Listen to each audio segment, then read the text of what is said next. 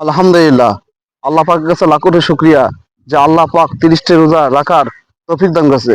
বলে আল্লাহ পাকের নিয়ামত, বলে সুস্থ রাখারও নিয়ামত আল্লাহ তাআলা, অসুস্থ দেওয়ার মালিক আল্লাহ তাআলা।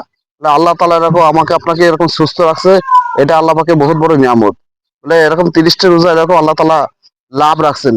প্রথম 10 দিন হলো রহমতের মাস, পরের 10 দিন হলো মাগফিরাতের মাস, পরের 10 দিন হলো নাজাতের মাস।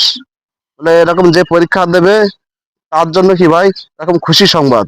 এজন্য আমি আমি আপনি এরকম রোজা রাখছি, এরকম আমাদের জন্য এরকম খুশি সংবাদ। আল্লাহ তাআলা আমাদের জন্য এরকম খুশি সংবাদ রাখছেন।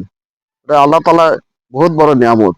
এটা আল্লাহ পাকের হুকুম ছাড়া কোনো কিছু হয় না। এই জন্য বান্দার চেষ্টা করতে হবে। মানে আমার আপনার যদি চেষ্টা না থাকে কোনো কিছু হবে না।